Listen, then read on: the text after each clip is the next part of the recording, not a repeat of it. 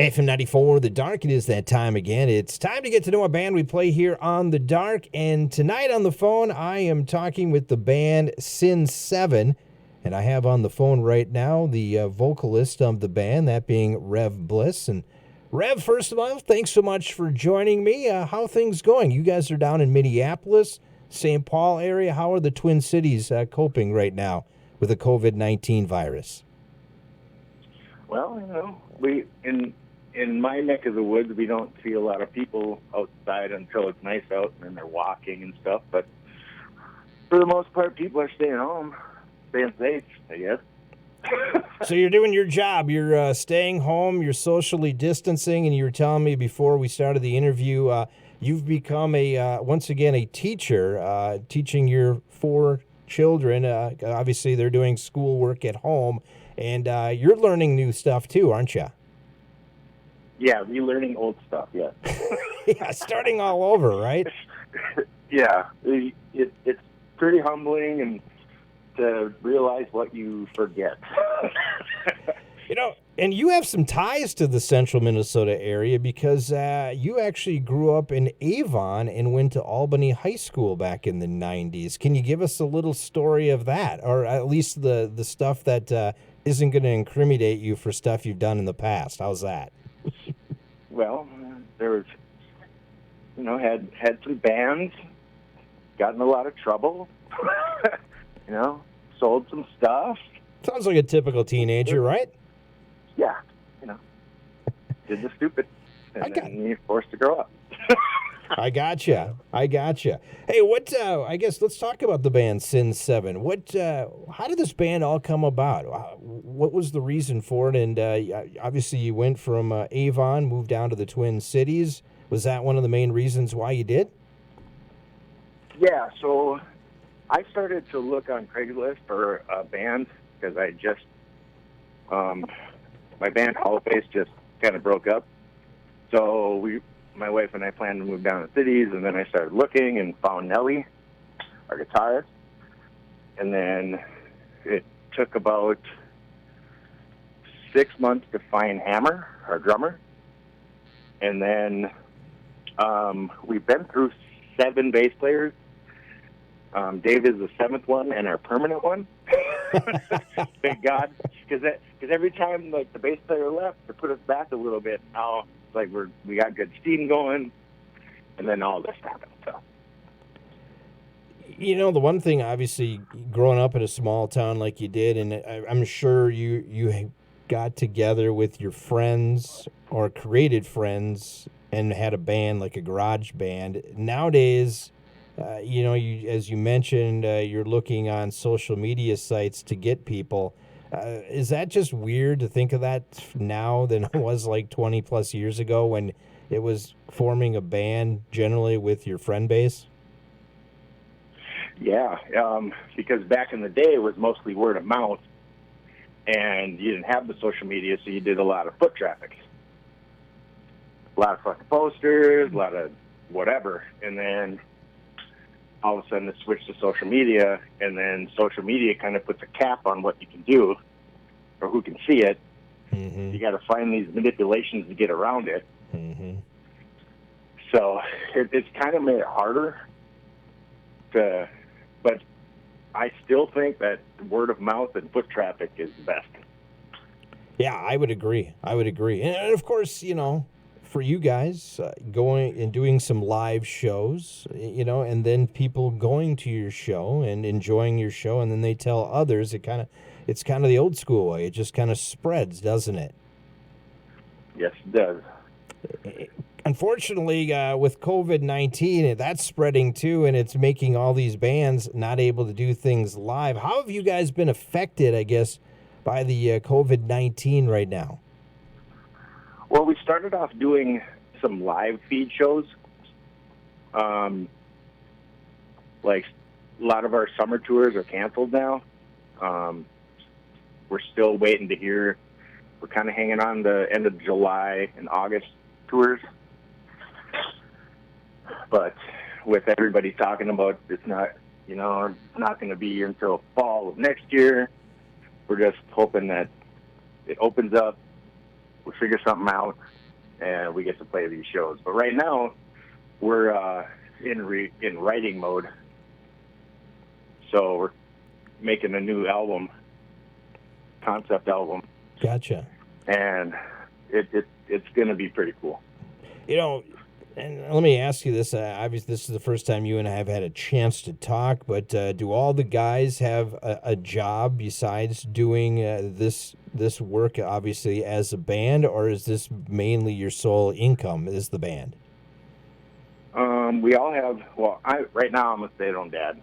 I do security at a music venue other than the band. And then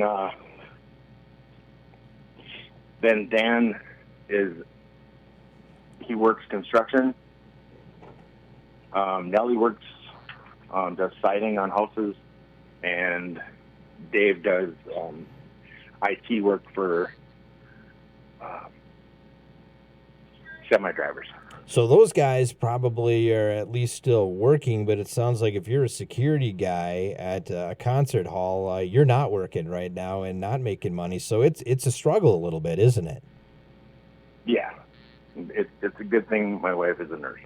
And you were just mentioning that to me before. Your wife is a nurse, and she's dealing with patients of COVID-19, and in fact, she was somebody that actually had COVID-19.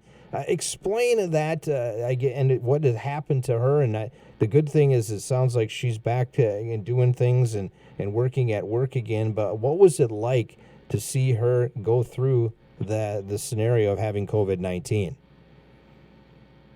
So she got a really high temp. She lost pretty much the ability to breathe pretty well. When she walked upstairs and stuff, she got short of breath. She felt really tired. She lost her smell and her taste. It ran its course, and then now she's back to work again. So, and now it's scary to watch. I was going to say, now she's helping other people with COVID-19 and trying to get them. And you had even said she has a coworker that actually is not doing as well as she did. Yeah, one of her coworkers got it at the same time, and they're on the vent. Yeah, that's sad. That is sad. So, I mean, this is a serious thing, and I think, sometimes for us here in central Minnesota, we're sheltered a little bit because we haven't had a lot of cases of that, where as you guys in the Twin Cities, and of course your wife as a nurse has seen a lot of those cases.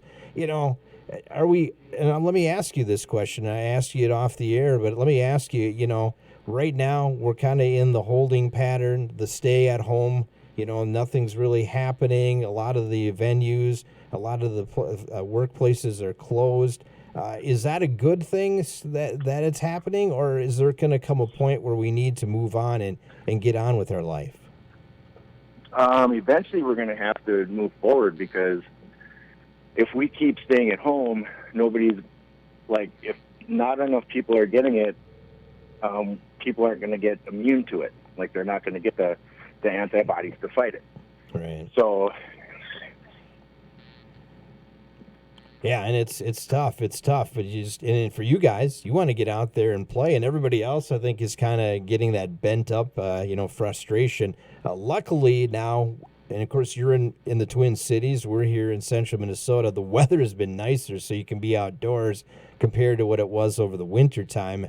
I think it'd be almost even worse if it was in the winter time than it was at least in the summer. Would you agree with that? Oh yeah, because with being able to go outside, like when she had it and she went outside, it made her feel better. Like being in the sun and the fresh air, it helped her.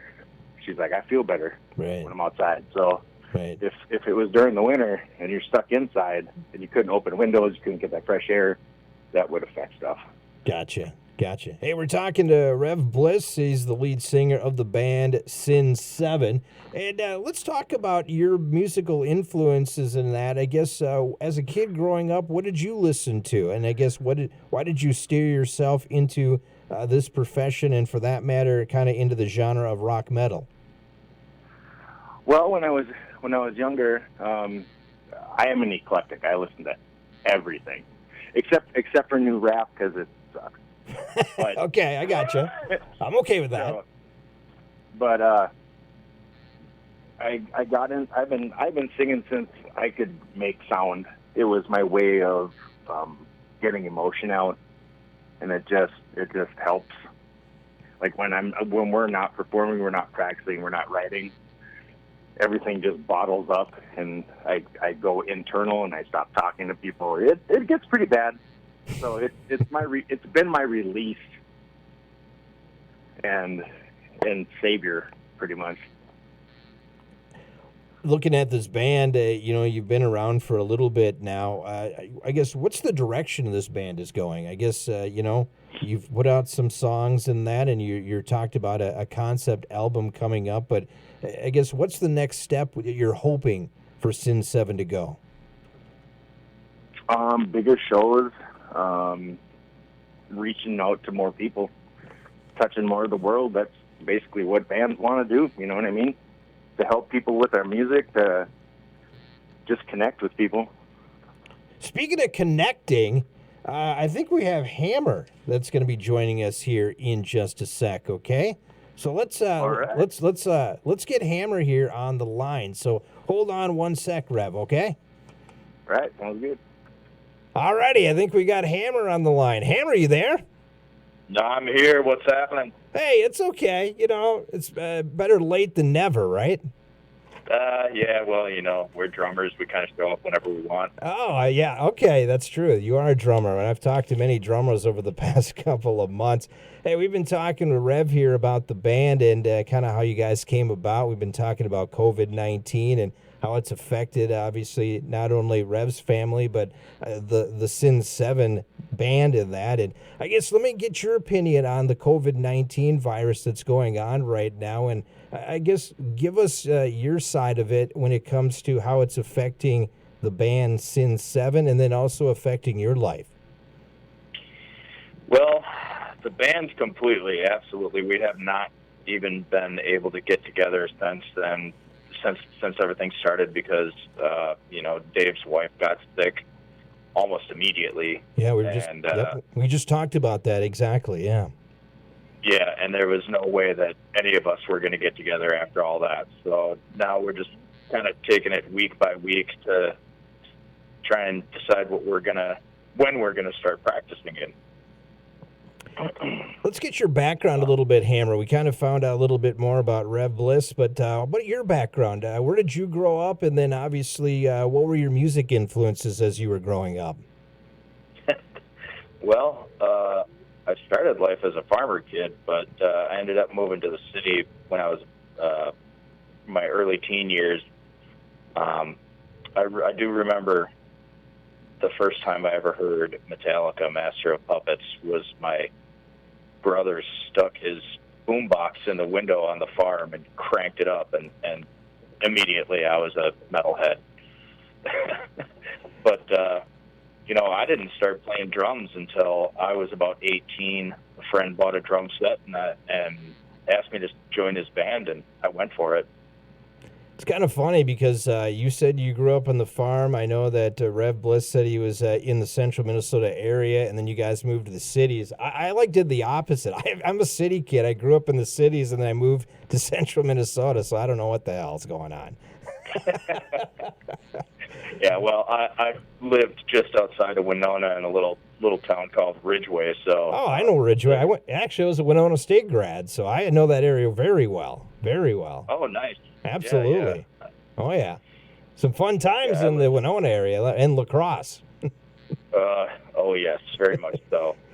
It's kind of like down in that area, which, and for Rev Bliss, and I don't know if you've heard this, but like Winona, La Crosse, it's like every corner has a church and then a bar. It's pretty much what it is down in those areas. There's a church, there's a bar. Yep, yeah, La Crosse. When my old band used to play down there, man, that place was just insane. Yeah. I just loved it. I will say, I've been to a lot of shows in the Wisconsin area, guys, and Wisconsin people know how to party when it comes to rock music. Yes, they do. Yeah, let's talk about that. We were talking about Rev with Rev and that, and you guys chime in whoever wants to. And the places you play. What's it like? I guess for you guys, for the bands, for the audiences that come. Where do you guys like to play locally, and then also maybe in the Upper Midwest? Not all at once now. Yeah, I know. See, if we would have added Dave to this conversation, it would have been like. I don't even know Dave, but he's going to hate me now, so hopefully he's smaller than me. Right. You got my back, Rev, right? Rev's got my back, right? You're the security guy, right? You can take care of me? That's right. All right, good. Take care of the little short guy, little smart-ass guy, right? Well, in Wisconsin, we really like playing everybody's bar just because it's small. Yep. It's, it's intimate and everybody gets nuts there too. So, there's a lot of local places that we like to play. The Doghouse. The Doghouse is absolutely my number one favorite for sure. Okay. Where is that one located? I guess I haven't heard that one. That one actually used to be the Rock. Oh, okay. Yep. I got you. Yeah. Gotcha. That's that's Maplewood, right? They just started to do music there, like within this last year. That's in Maple. Is that in Maplewood or whatever? Is that what that is? Yes. Yeah. Okay. Right near the Myth, kind of, isn't it? Yep. Yeah. Yeah, that's right. I remember that place. Yeah, there was a lot of shows there back in the day, the Rock. Yeah, it was a cool place. Yeah, well, when it became the Doghouse, they went to country music, and now they're doing rock and country. So yeah, there's a lot more rock shows happening now.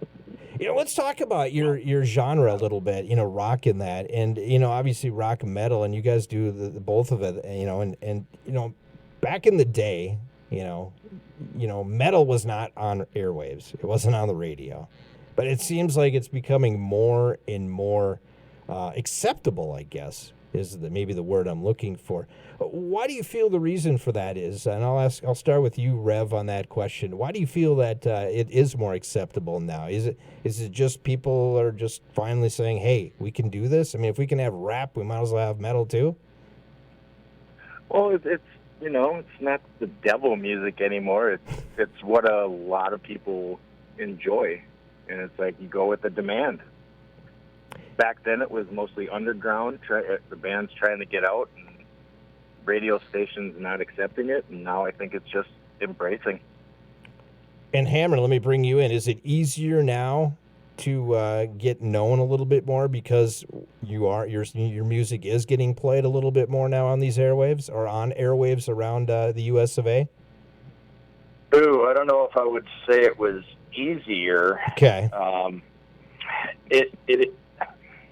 I think it's easier to get your music to the masses for sure, especially with like online podcasts and things like that. And luckily getting on main radio stations now is a little bit easier than it used to be in the past.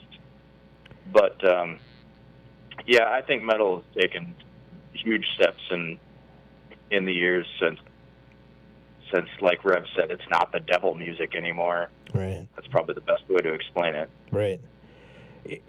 I'm kind of curious, I know you guys are with Curtain Call Records, correct? Yeah. Okay. How much has Gigi and John and the rest of the crew helped you guys out kind of move to the next level? Oh, massively. Absolutely massively. As far as before all of this hit, we are actually supposed to be on tour right now. So I was working on tours, and Rev was working on tours with me, and any brick wall that we ran into, I would just text John, and John would give me contacts, and boom, we had answers from these clubs quickly. Right. So they're huge help. Yeah, back in the day, the record label was a huge thing. because that was pretty much how you got, known in that, and they helped, and it's changed a lot.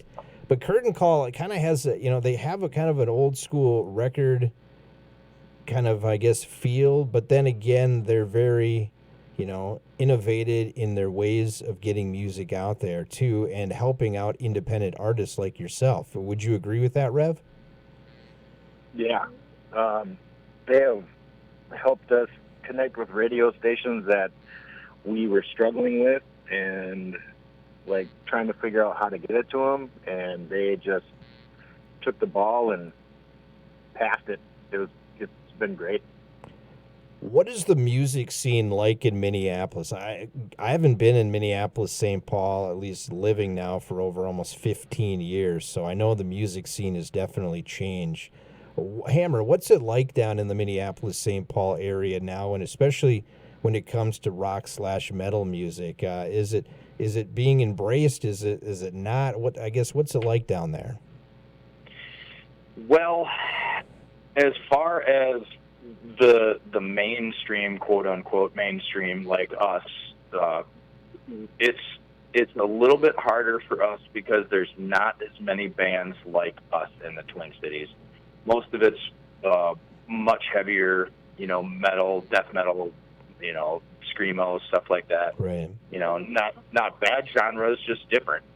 So, but a lot of underground clubs and underground people are embracing that a whole lot more than they're embraced it in the commercial side, because I don't know, maybe they don't want to see bands get big and go away from them. Maybe they're just afraid to lose something that they want. I don't know. What's your comments about it, Rev? I missed that. My kid was asking a question about. Sorry. Oh, that's okay. Yeah, we know you're going on. He was.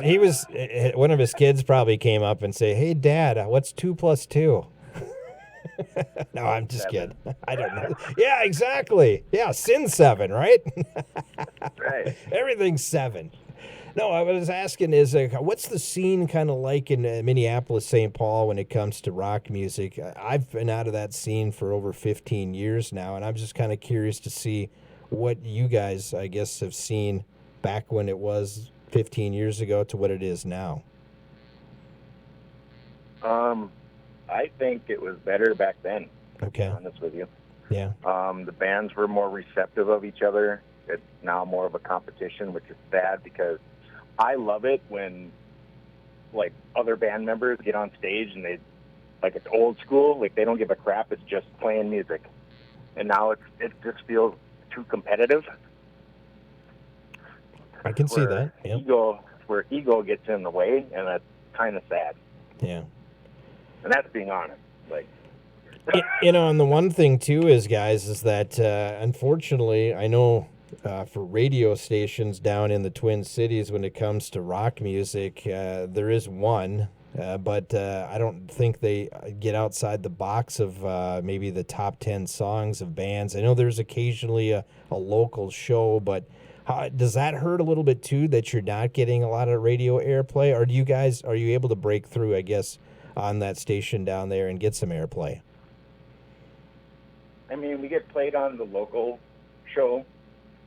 Other than that, we've tried to break into it, but it's pretty much if you're not that top 10 or you don't have a lot of money, right, you're not getting on. Right. Which makes it hard, but we do what we do. Right. Well, and that's the thing. I mean, the biggest thing, and like before you came on, Hammer, Rev and I were talking about is live shows. I mean, that's kind of where it's at for you guys, is kind of a band that's up and coming and trying to make a name for you, is getting out there live. And unfortunately, right now with what's happening, bands can't do that. And I guess the question I kind of asked Rev, but I'll ask you, Hammer, is the strength of this band. Are you guys going to be able to withstand not being able to play for a while, and then once eventually when things open up, still be a band and get out there and play? I think so. Just because the way that we have business plans, quote unquote. Right. I mean, really, we've been kind of just flying by the seat of our pants as we go along anyways, so we're trying to do everything different from everybody else. So we're just really hoping that that all of our fans stick with us. You know, that's the biggest thing is keeping the fans around. So hopefully we can get some more online shows put together here soon. Now that Dave's wife is feeling better, and we can just pick up where we left off as soon as everything opens up. And your fans, I believe you call them Sinners, correct? Yes, we do. The Sinner family. The Sinner family. So, and that's something that obviously with social media now available for most everybody, you can do some of those kind of shows in your location and they can still watch you. So it's a way to connect with your fans. What other things are you doing to try to connect with your fans at this time? Well, right now, Rev is keeping up with the social media. We're constantly online, posting things, and trying to stay as relevant as possible. Because the second you disappear for 5 minutes, then you're no longer relevant, and nobody knows who you are anymore. So I gotcha. Gotta keep moving, and we're coming up with new merch products every day. And luckily, our band merch and more is awesome with everything that we come up with, and they make all of our custom stuff for us. It's great. So keep merch coming, keep music coming. And I keep trying to find new stuff for merch, so we got like over 50 things. So. Nice. And obviously they can go on to your social media sites and purchase those things?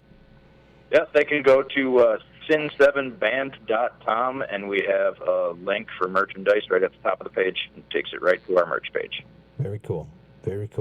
Let's look at the future moving forward, and you mentioned you have a concept album you're working on. Can you give us a hint on what that concept album is all about? Or is that too early to say yet? It's going to be about the 7 sins, but there's going to be a twist to it. Okay. And that's what you get. All righty. Well, that's a start. That's good. Is any idea, and I know obviously it takes some time to put an album together, but any idea when you're hoping to maybe have this out? By next summer, hopefully. Okay. And then I'm assuming looking at doing then some touring with that album and getting out and about? Yes. Definitely. That's the plan. Let me ask this question to both of you. First of all, to Hammer, if you had to go out with a couple of bands on a tour, who'd you like to go out with? Oh, man, that's a really hard question. Well, I like to give a hard question once in a while. I'm tired of throwing freaking beach balls at you all day. Well, I'll tell you what, we've been on tour with Head PE a couple times. Those guys are awesome, and we love touring with those guys just because it always goes so smooth, and they're friends of ours. So right, yeah. I can't even answer that question. There's so many bands I would love to tour with that. Come on, give me one band you're just like, damn it, it'd be great to go out with this band. Even if it's a band that is like, it's probably never going to happen, but hey, this is a band I'd like to go out with. Come on, Hammer. For me, it would be 10 years. 10 years. Okay. Yep. Nice. Absolutely. They were up about 2-3 years ago at a halfway jam they played up here in central Minnesota. Had a great show. Mm-hmm. Were you there for that show? I was not. Okay. I travel for work so much that my time at home is gotcha. Either maybe in my house or practicing with the band. Well, maybe I'll have to give a holler to Jared and the boys from 10 years and have them play up here in central Minnesota, and you can open for them. How'd that be? That would be... Okay, all right. I can't say that on the radio. Well, you just did, but it's okay. It's all good. It's all good. How about you, Rev? What's a couple bands that you'd like to go out on tour with, and then maybe one band that'd be, wow, I'd love to have a chance to do this sometime in my career? One would be Breaking Benjamin.